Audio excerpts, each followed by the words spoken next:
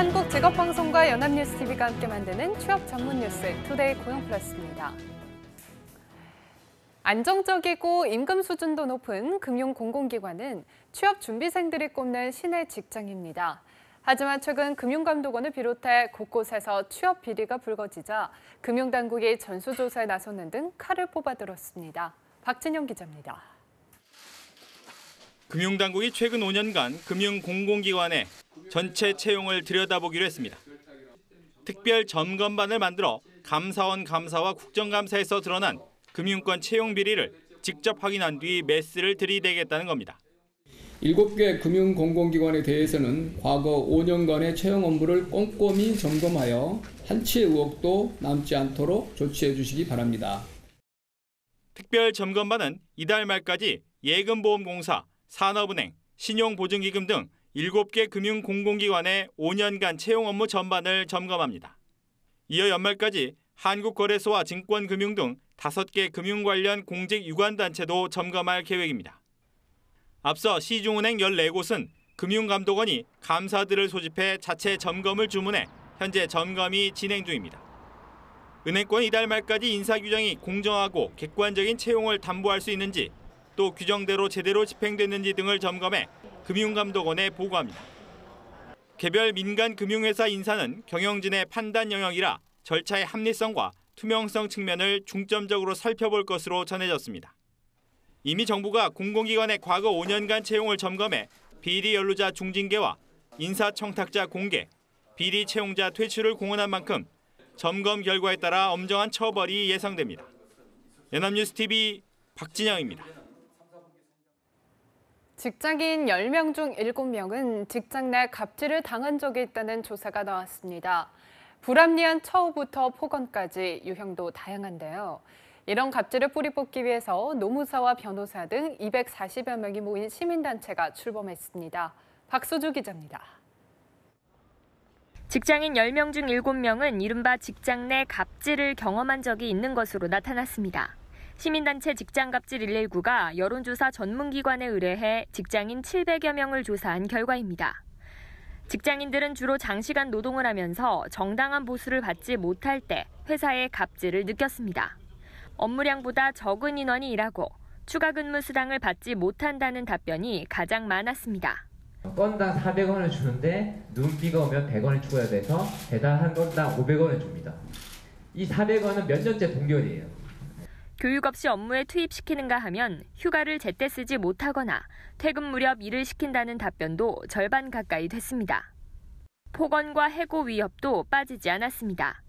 너 지금 여기서 바로 짐 싸서 나가게 할 수도 있다 라는 얘기를 매일같이 진짜 아침, 점심, 저녁으로 거의 식사하듯이.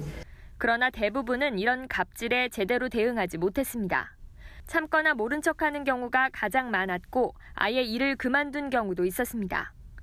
노조에 가입한 비율은 10%대로 절반 이상은 노조가 없어서 가입하지 못했다고 답했습니다. 노무사와 변호사 등 240여 명으로 구성된 직장갑질 119는 갑질 차단에 적극 나서기로 했습니다. 카카오톡으로 각종 상담을 진행하고 업종별 온라인 모임을 조직해 목소리를 키우는 한편 노동부와 공정위 등의 갑질 사례를 제보할 계획입니다. 연합뉴스TV 박수주입니다. 정부가 청년층 취업난 해소를 위해서 공공기관 채용 확대를 추진 중이지만 현재까지 실제 채용 규모는 당초 기대에 못 미치는 것으로 나타났습니다. 공공기관 경영정보 공개 시스템 분석 결과 올해 3분기까지 공공기관 신규 채용 규모는 14,000명으로 작년 동기보다 5.3% 감소했습니다. 정부가 밝힌 올해 전체 신규 채용 목표 인원 19,000명의 70%를 채용한 셈입니다. 정부는 한전 등 대형 공공기관의 채용이 4분기에 몰려있는 만큼 목표했던 2만 명대의 신규 채용은 가능하다고 밝혔습니다. 경기가 수출을 중심으로 회복세를 보이면서 신설 법인이 뚜렷하게 늘었습니다. 중소벤처기업부는 올해 3분기 신설된 법인이 25,174개로 지난해 같은 기간보다 7.6% 늘었다고 밝혔습니다. 특히 신설법인 가운데 제조업종 신설법인이 22%를 차지해 가장 많았습니다. 제조업 신설 법인만 보면 작년 같은 기간보다 15% 늘어난 것이며 이 가운데 전기, 가스, 증기 및 공기조절업 신설 법인은 300% 증가했습니다. 제조업 신설 법인 증가는 수출과 제조업 생산 증가 등의 영향으로 분석됩니다. 금융당국이 7개 금융공공기관과 5개 금융 관련 공직 유관단체 5년간 채용 비리 등 채용 업무 전반을 점검합니다. 금융위원회는 지난 1일 정부 서울청사에서 김용범 부위원장 주재로 금융권 채용 문화 개선 회의를 열어 이 같은 계획을 밝혔습니다. 금융당국은 특별 점검반을 구성해서 이달 말까지 예금보험공사와 산업은행, 신용보증기금 등 7곳을 점검합니다. 또 연말까지 한국거래소와 증권금융 등 5개 금융 관련 공직 유관단체 점검을 끝낼 계획입니다. 한편 14개 은행들은 이달 말까지 채용 시스템 전반을 자체 점검해 그 결과를 당국에 보고하게 됩니다. 국세청은 지난 5월 근로장려금과 자녀장려금을 신청하지 못한 수급 대상자들은 이달 말까지 신청할 수 있다고 밝혔습니다. 기한 후 신청은 국세청 인터넷 세무 시스템인 홈택스와 모바일 앱은 물론이고 서면이나 자동 응답 전화로도 가능합니다. 근로 자녀 장려금은 요건을 갖춘 일하는 저소득 가구를 지원하기 위한 것으로 반드시 직접 신청해야 받을 수 있습니다. 이달 말까지 신청한 사람은 심사를 거쳐 내년 2월까지 지급되며 최대 지급액은 정기 신청 지급액의 90%입니다. 한중 관계 해빙 무드에 미국 증시 훈풍이 겹치며 코스피가 나흘 내리 사상 최고치 행진을 이어갔습니다. 특히 배당 확대 계획을 발표한 시가총액 1위 삼성전자는 290만 원 선을 넘보고 있습니다. 정주희 기자입니다. 2,500선을 돌파한 뒤 코스피의 열기는 더 뜨거워졌습니다. 2,535선에서 출발한 코스피는 곧바로 2,540선을 돌파하더니 이내 2,550선까지 넘어섰고 상승폭을 키워가며 2,556.47에 장을 마쳤습니다. 나흘 연속 사상 최고치로 마감한 겁니다. 특히 고고도 미사일 방어체계, 사드를 둘러싼 한중 갈등의 봉합 소식과 미국 뉴욕 증시의 훈풍에 코스피는 더욱 힘을 받는 모양새입니다. 개인과 기관의 순매도가 각각 2천억 원, 1천억 원을 넘었지만 외국인이 3천억 원 가까운 순매수세로 물량을 받아내며 지수를 끌어올렸습니다. 상승장을 이끈 것은 사상 최대 실적과 배당 확대 계획을 발표한 삼성전자였습니다. 삼성전자는 장중 한때 287만 5천 원까지 치솟았다 286만 1천 원에 마감했습니다. 하루 만에 10만 7천 원이 오른 겁니다. 증권사들도 목표치 상향에 나섰습니다. 대부분 증권사가 삼성전자가 연내 300만 원에 이를 것으로 전망하고 있고 특히 유한타증권은 목표 주가를 380만 원까지 상향 조정했습니다.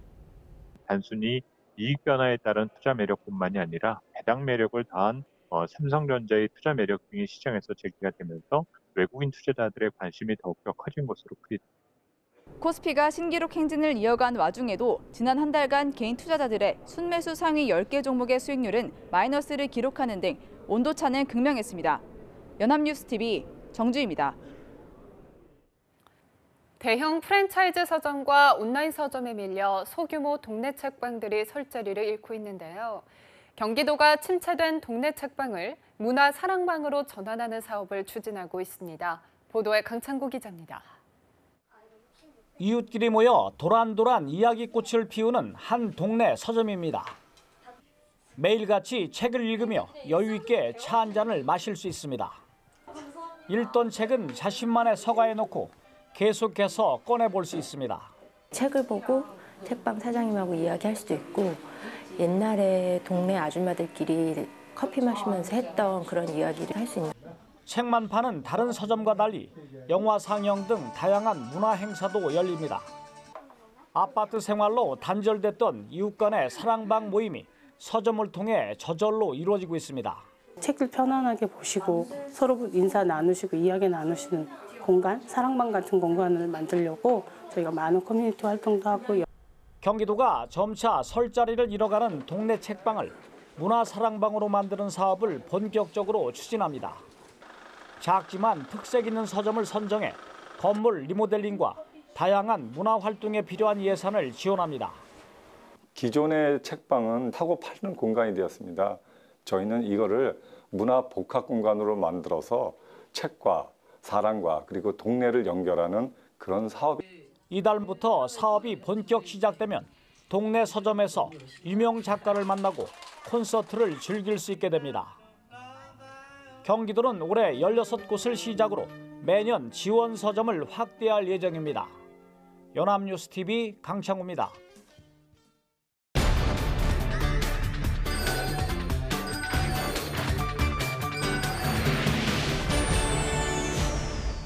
사회적으로 핫한 이슈를 키워드로 알아보는 핫키워드 시간입니다. 오늘도 구본아 캐스터와 함께합니다. 안녕하세요. 안녕하세요. 핫키워드 시간입니다. 오늘 핫키워드 시간에는 엄연히 직장을 가지고 있음에도 또 다른 부업으로도 돈을 버는 직장인들에 대해 알아보고자 합니다. 최근 이 같은 부업을 병행하는 이른바 투잡 직장인이 늘고 있다는 거죠. 네, 야근과 과도한 업무 때문에 결코 쉽지만은 않을 것 같은데 의외로 투잡 직장인이 많은가 봐요.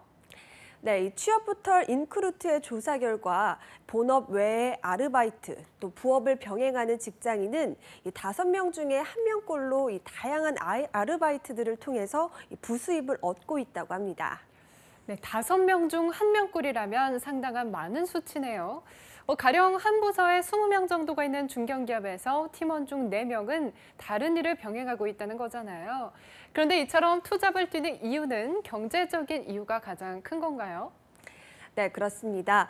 이 직장인 239명을 대상으로 설문조사를 한 결과를 보면요.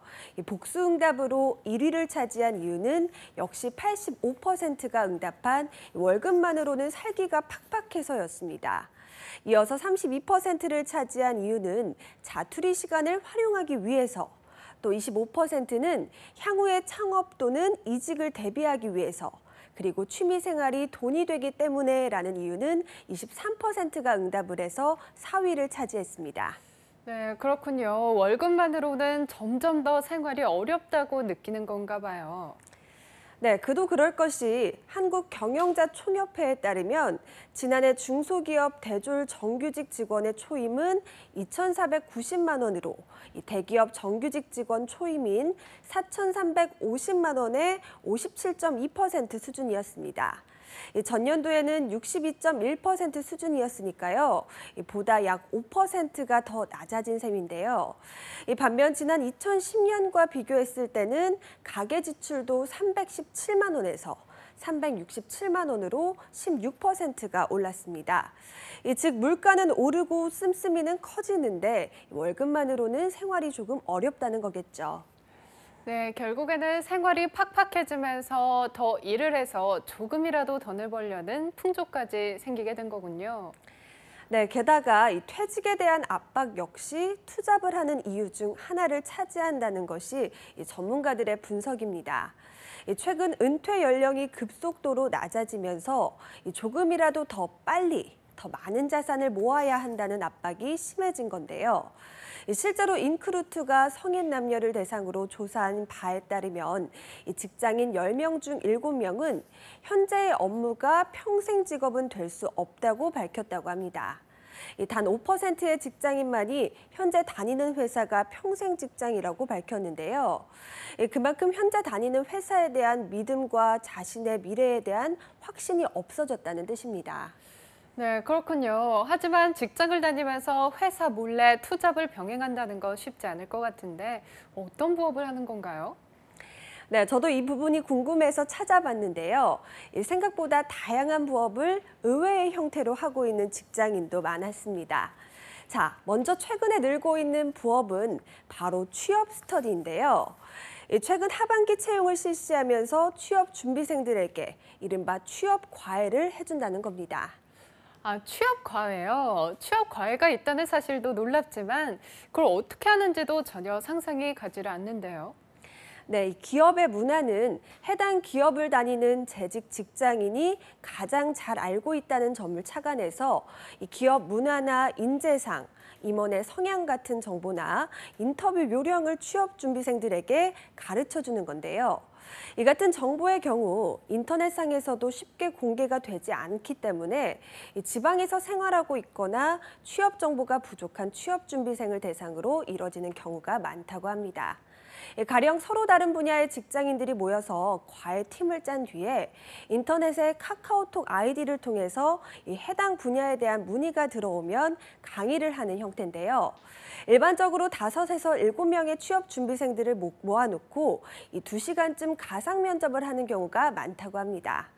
강의료는 대략 2에서 3만 원 선이기 때문에 많게는 2시간 동안 20만 원의 수입을 올릴 수가 있는 거겠죠. 네, 어떻게 보면 이 같은 취업 준비생들 중에서 실제로 자신의 회사 후배로 들어올 수 있는 경우도 있을 텐데 취업 정보를 돈으로 사고 파는 행위를 달궈하지 않는 시선도 있겠어요. 네, 그렇습니다.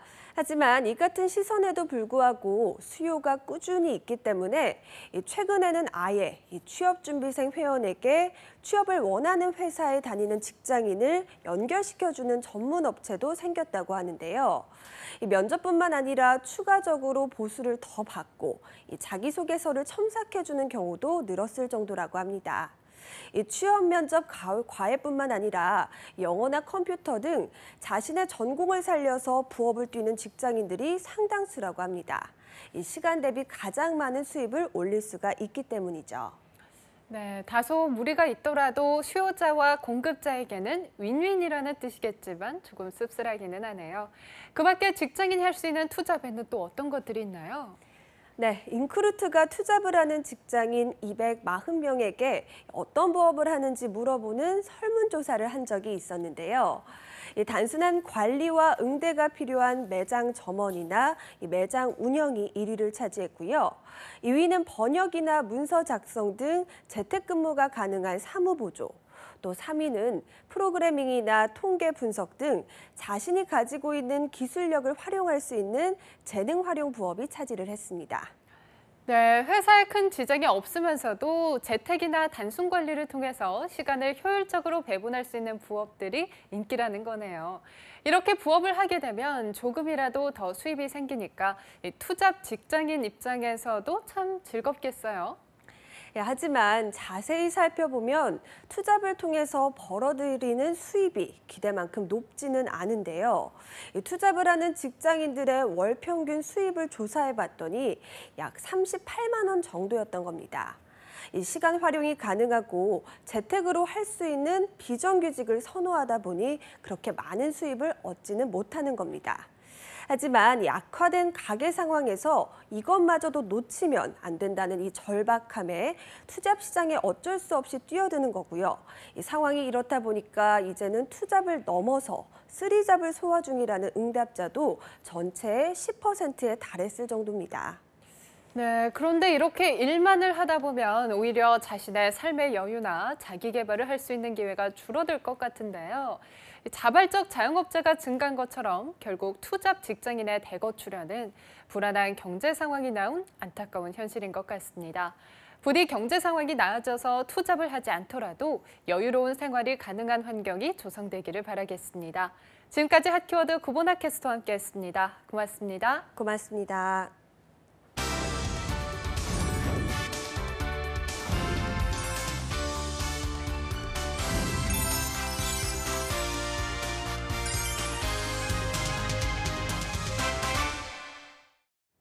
투데이 고용플러스 오늘 준비한 소식은 여기까지입니다. 함께해 주신 여러분 고맙습니다.